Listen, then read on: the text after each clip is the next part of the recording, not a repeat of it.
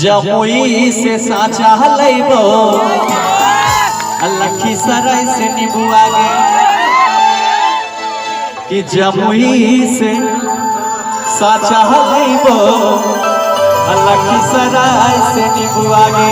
देखिए हमारे बबलू भैया आज हमको सिकंदरा में मिले, इनसे मुलाकात हुआ तो ये अपने मेहरारू को फोन करके बोल रहे थे कि हम तारा खातिर जमुई से नींबू लेके आई।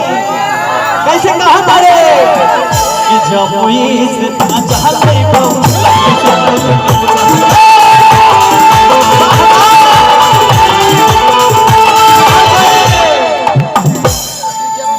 से पूरा बाजार से पूरा ले बाबा मारो दिया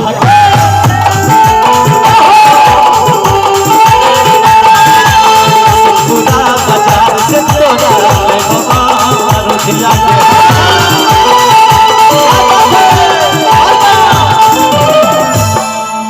कि अलीगंज से सुपवारा ने मंगाई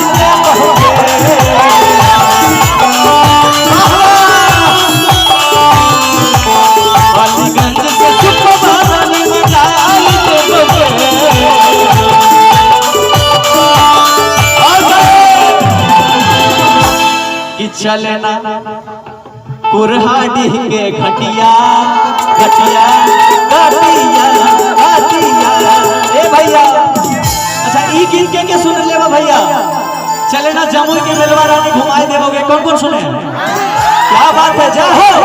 अच्छा अपने लिए एक बार जोरदार जयकारा बोले छठी मैया के। चलना कुरहाड़ी के घटिया